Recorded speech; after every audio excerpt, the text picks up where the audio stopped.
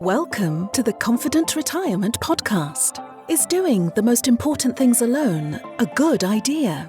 How comfy are you with your choices when it comes to life's biggest decisions? What is real peace of mind with financial confidence, and how can you get it?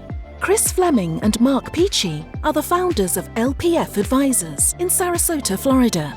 On the show, they bring together the best and brightest minds to share with you how to have a more confident financial picture. They empower listeners with simple, common sense and financial wisdom. And now, here are your hosts from LPF Advisors. I want to welcome everybody to the Confident Retirement Podcast, brought to you by LPF Advisors. I am your host here, Chris Fleming, as always. And today I have the honor of welcoming Jessica O'Leary to the show. She is an HR professional with experience in the education and municipal sectors, specializing in benefit package design, strategy, and implementation. Jessica, thanks for being here. Welcome to the show. Thank you so much. Excited to be a part of the show. Yeah, we're going to have some fun. Let's jump in. So I'm sure you have an interesting story. We were talking a little bit before we went on the air. Take me through kind of what led you to where you are now and how you came to be where you're currently at. So I definitely had a career change that brought me into working into benefits ultimately. So initially, going through college and everything, I thought I was going to be a fashion designer. Okay. And then, certain things did not work out, as with creative careers that happens. And then thought I would do video production, which I actually now do on the side in photography. But eventually for my actual career, I decided to jump into HR just because of my own work experience, like freshly coming out of college. I realized how influential it was to be an HR professional and how, to me, it seemed cool to actually be a part of the whole business strategy and to actually be able to take care of your employees and be a liaison between what their needs are and then also what the needs are of the organization. So with that, I just took a chance trying to get into HR because, it can be kind of hard trying to get in. So you kind of have to get in where you fit in. And so I applied for my first HR job with Carrollton Farmers Branch ISD, just a benefits assistant, helping out with workers' compensation and benefits there. And after that, it kind of took a hold of me and I've been in it ever since. So just helping current employees, teachers, those getting ready to retire, administrative employees as well. And then moving on to City of Carrollton as the benefits administrator there, potentially doing the same thing. I'm just on a greater scale of actually going into more of the design and strategy when it came to benefits. I briefly took on a position as a strategic services coordinator, trying to get a better understanding of how everything fit together overall within the organization, and then received a wonderful offer from Uplift Education. And so now I'm here as director of benefits. So, awesome. I had to step away for a second, but it brought me right back. And I have to admit that I truly appreciate, being or doing benefits and being able to assist employees. And again, giving them the healthcare products that they need. So it's incredibly important and it helps you retain employees. So I kind of like being a part of that. So what you mentioned when you were describing your journey, there was a moment or an event that kind of grabbed you or took hold of you that you were surprised about. So what was that? Was it an event, or you came to some kind of realization or aha that said, hey, this is kind of what I'm good at and I kind of have a passion for this?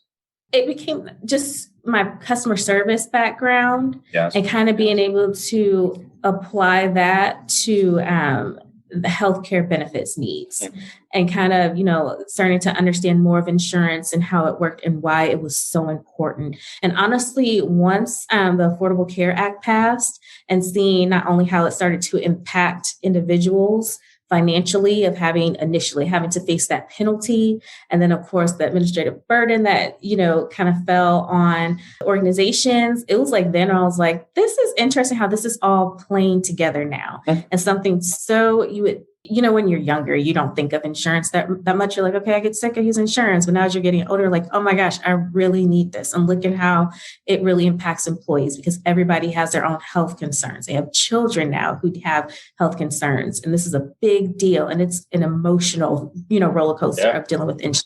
sense. Right. So it was kind of like that emotional connection and realizing this is something people truly need right now. And that is kind of the moment that I was like, you know what, this is actually something that is important. And I really want to be a part of this and see what can I do to kind of help organizations and of course our employees to kind of be more comfortable and create some balance for everyone. All right, fantastic. So if you could go back and talk to the younger Jessica, give her some advice, go back and tell the old you something that you know now that you wish you knew then, what do you think that would be? I would say continue to be incredibly resilient. And yes, you need to learn all you can. I still kind of want to go and get like a insurance adjuster's license. I had worked on that and I didn't complete it. I did, complete my master's degree. Okay. But there's so much into it. It's a lot deeper than just telling people about, what's covered. It's understanding the policies and the laws that go behind it and exactly why certain things are covered and why it's not, because some of it is actually political as to why certain things may not be covered under your plan. So it's just understanding that. So I would just tell myself, continue to learn, like just, read everything, every newsletter that comes out, continue to network. I would tell myself that because it's more something I picked up later. Whereas I wish, I had started out, initially with that, but it is a beast to kind of learn. So it's like you have to kind of learn as you go, as you're in it, basically. So that leads me into my next question with what you just said. Is there something that you especially like about your career right now that kind of surprised you, or that you're surprised that you have come to know that you really like? I'm really surprised that I really like kind of being a part of the strategy, making the decisions, and actually designing a plan and kind of guiding an organization to make certain decisions as to why we should have these benefit products and why these, we should probably get rid of, they're not useful, and helping kind of influence that decision based off of utilization or whether or not like nobody seems to use this. Why do we have it? And kind of helping them understand and being more a part of the analysis, even getting deeper into the financials of premiums and, claims, all of that. I did not expect to get that deep into it. Yeah. Well, that could be your fashion design background, right? That's part of it's just you're designing something else and making that look good. Creative. Yeah. Right. Very creative true. Side. Okay. Yeah. So with that being said, you're into the design part. So what do you feel like are the main components of a competitive and well thought out benefits offering to prospective employees? What are the things that you feel like are necessary, not necessarily the benefits, but what's really important about when you go into the design? Definitely sticking to the staple plans, having like medical, dental, vision. Everybody needs that. Yep. But then it's kind of looking into more of those voluntary plans where you kind of have to factor in what's popular and then what is actually needed within your organization. Where do you see a need? Like right now, my current employer, we have like universal life. We also have like accident, cancer, critical illness, or hospital indemnity, insurance, disability. Like disability is one where you may need. For example, we have a lot of females within our organization, and of course, pregnancy is going to occur. So you want to have disability insurance, but it's like you kind of have to think of your workforce. Like, are they labor intense where they're using their hands where disability may be important? They want short-term disability, or do you just want long-term disability in case something happens and they're out for a while? And kind of thinking about that, like what is actually needed, what is actually popular right now, and then kind of factoring that in and then making it look pretty when you present it. And then, of course, making sure you properly educate employees as to what it is so they understand why it's important to them, why it may be useful for them, because you don't want people just signing up for stuff because it's there and then they never use it. And essentially they're just wasting their money. Yeah. So it's kind of balancing it that way. Okay. All right. So then what do you feel like are some important considerations to get right when you're rolling out a new program, right? You've decided it's popular and that it's needed. It would probably have a lot of usage. So what's really important when you're rolling that out? Definitely communication, a good breakdown of the plan and how much it costs. Okay. Because they're going to okay, you're offering accident insurance. How much does that cost? Okay, now what is it again? And then they'll go back to, okay, give me highlights of it. Yeah, the first question is, what does it cost? Yes. Then they want to know what it is. Right. It's like you tell them the name. Yeah. This is how much it'll cost you per paycheck. All right. And here's some highlights in a description of exactly what it is so they can see if it's relevant to them. And then after that, it's really good to have a representative from that insurance company, if you can, come and speak and answer questions. People love to hear directly from that benefits plan or from that company so that they can have a connection with somebody and answer all their questions. I mean, they know that we are offering it through their employer. They're comfortable asking us, but it's kind of like an added bonus to say, hey, don't forget, we actually have a relationship with this company, and you can talk to this person right here today about anything you want to know about this plan, even having a recording available of that webinar. They can look at it later and still, just be able to have direct communication from the company as to what it is and what's covered and who to contact, file claims, all of that. Okay. So access and knowing who to talk to if they have questions or need things. Okay. So now let's change gears just a little bit. I'm curious what you think are the important skills that are needed when you're dealing with employee relations. You mentioned early in our conversation, benefits can be like money, can be emotional. Yes. People don't always make decisions based on their intellect or rational thought. Sometimes emotion gets in the way. So what have you found as being the really important skills that you need when you're dealing with people in situations where emotions might be running high as it relates to their benefits? Emotional intelligence, for sure. Being able to truly understand, somebody is upset, that they feel overwhelmed by the information that's provided and they just don't understand. So that's really the reason that they're frustrated, and having that level of patience to be like, okay, let me try to communicate this another way so that you understand this is covered in this plan. It's not covered in this plan. Maybe you do need to pay a little bit more so that you can pay a little bit less later. So it's like you're almost emotionally intelligent. And then you do have to be, in a way, like a financial advisor. Like, let's look at your paycheck. Let's see how much you can afford. I always think about like our high deductible plans, for example. People get confused if there's another plan that seems to cover more, but the premium's more, but they always look at what they're paying every month for the premium. So they'll pick like a high deductible plan because it seems less. Whereas if you pick the plan where it covers more in the deductible and the actual coverage, then that would actually work better for you, especially if you have certain needs that would be covered under this other health plan. It's kind of breaking it down and looking at it that way. So again, you're like financial planner. Yeah. And then sometimes you're a little bit tax specialist because now we got to explain, okay, well, before taxes, you want to make sure you do pick your benefits to be pre-tax, because if you're going to report less income to the IRS, whereas post-tax, you can do your deductibles later, but want convenience. Like there's so much into it. So I would say number one for sure, again, emotional intelligence, just be able to really read and understand the real reason why somebody's frustrated, be able to properly communicate, and then add in a little bit financial advisor and tax specialist to break it down from there.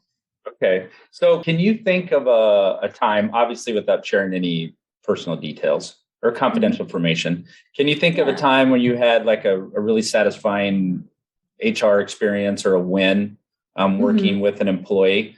Either it could be in your current position or in past ones. I mean, I can think of a few, because, right now we're still in the Great Recession and there's still a lot of people that are retiring. They're like, now's the time. Yeah. So not only just moving on to other things, but just saying, hey, I'm done. Right. So I did have one person when they were put in for retirement, they just wanted to know how much of their pension or how much taxes from their pension was going to be taken. And so initially I was like, well, that's something you'll need to speak with like a CPA or financial planner about. And then I was like, you know what, hold on. Like the internet has everything. So I was like, let me look. We can find it. We'll search it on YouTube. Find something for There's got to be a video somewhere about this.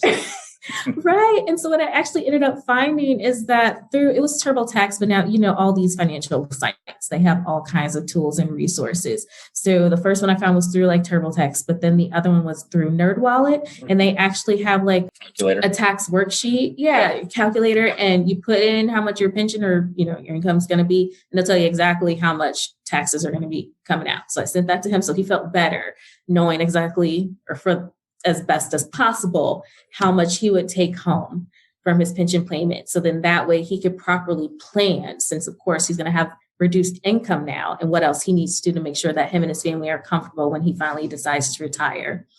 Additionally, I had a few people where when I was working with the city, and through their pension, when you retire, you can do like a lump sum out of what you would receive monthly. And of course, it reduces your monthly pension, but you still get a lot of money up front that you can use to pay off bills, or some people kind of splurge a little bit to gift themselves for retiring.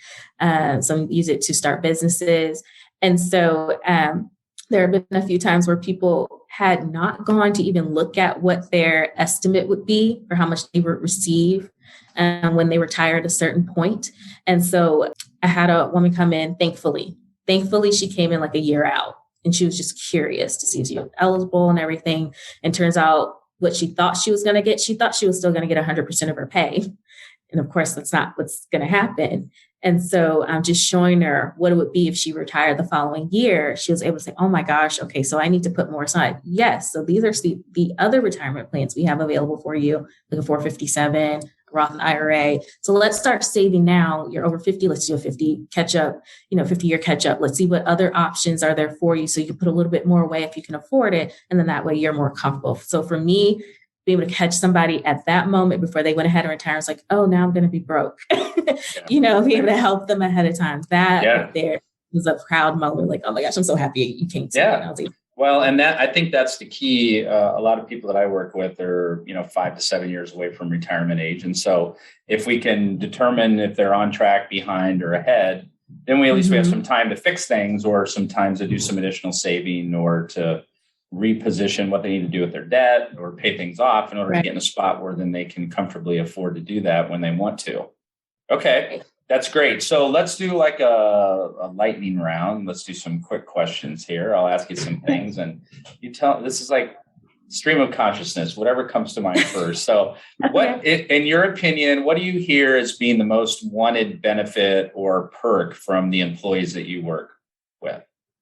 I would say right now, like tuition reimbursement or assistance.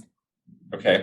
For those who are still in school or thinking about going back so that they can further their career, even if it's for certifications, they want to receive some kind of reimbursement or assistance for trying to grow in their career. For their education. Okay, awesome. Now, something that you don't really, what's something they really don't want to see go away, like absolutely necessary?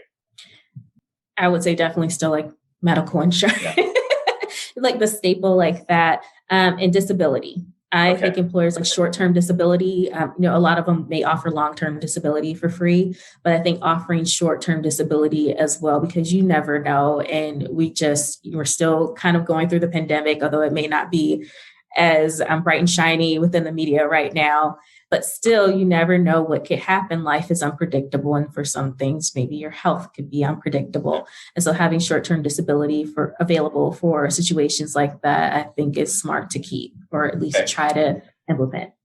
And I would agree with that 100%. And is there something in your career or in your experience that seemed like a really, really good idea as far as a benefit, but it kind of just flopped? Like it didn't really people didn't take it on, or it didn't catch on like maybe the industry thought?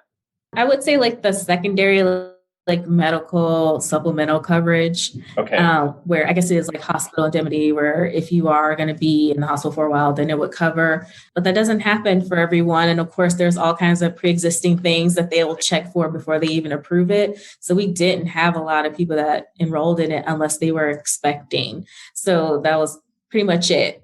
So it's kind of like, low adoption.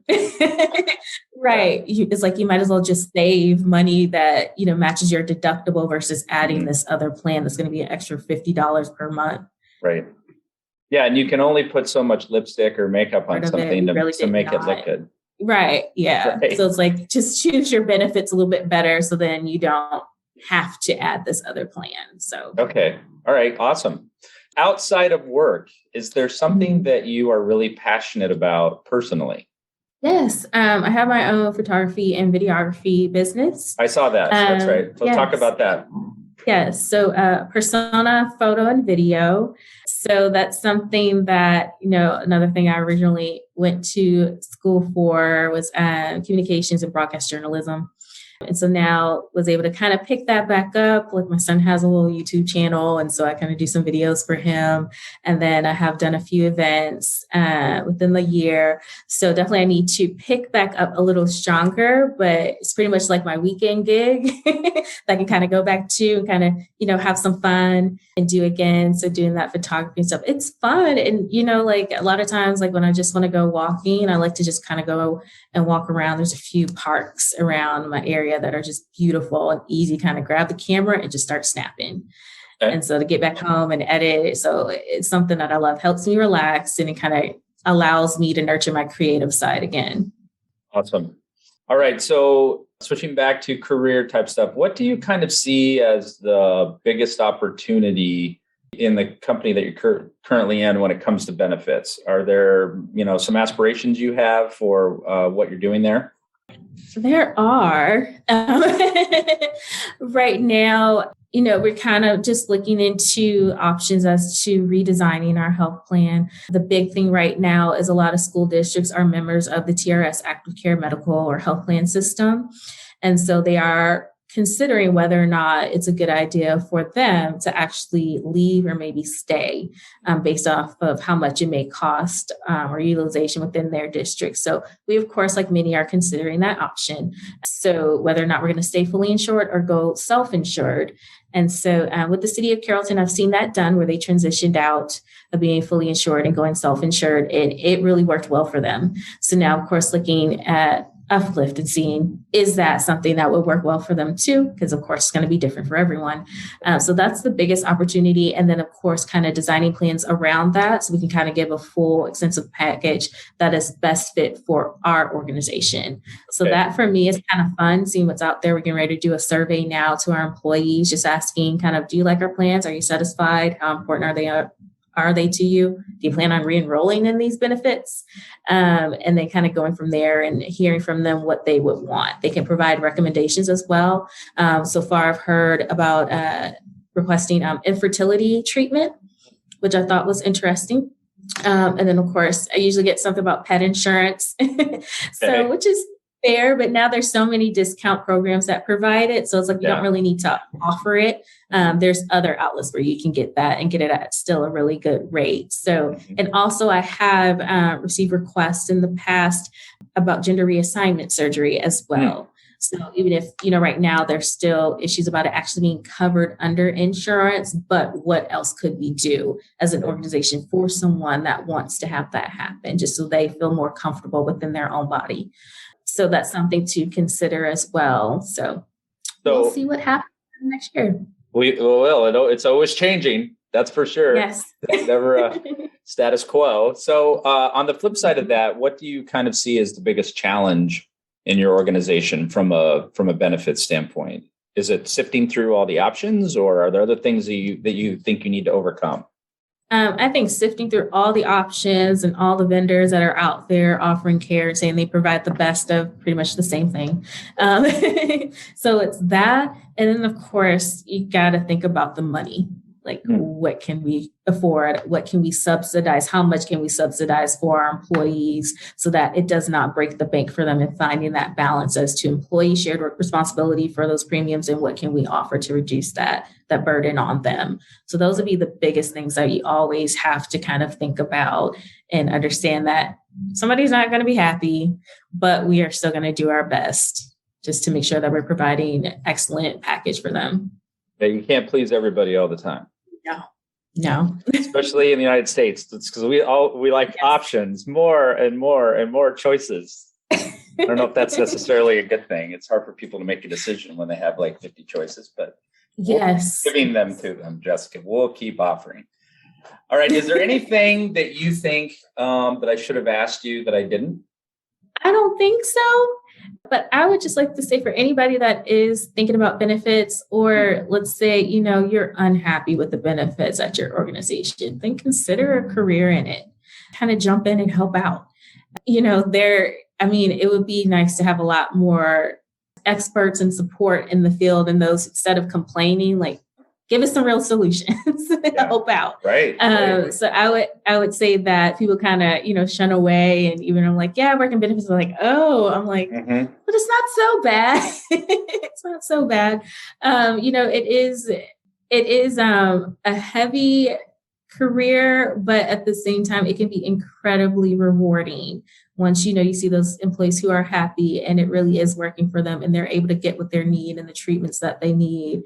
And our plan does meet their needs. So there is some benefit to it, as well. So it can be incredibly rewarding. So consider All right. So what I heard there is don't complain, get involved. Yes. Help find the resolution. Especially with everything going on within our society right now when it comes to insurance, and everyone should get it for free. Help us find out how to do that. Get into, politics and legislature, and help us change the laws that are preventing that from happening. How can we fund this? Help us figure it out.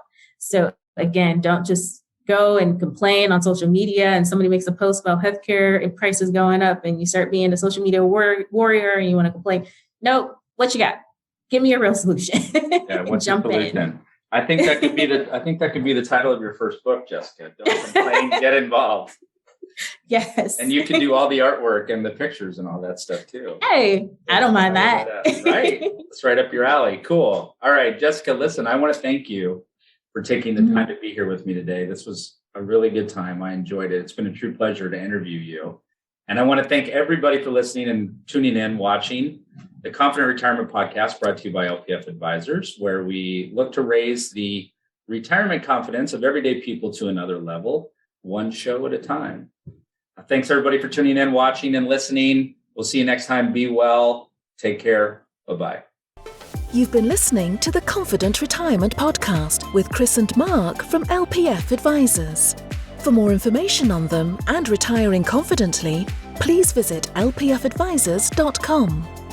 If your ears are pleased and your mind is now at ease, do share the program with your friends and subscribe wherever podcasts are found.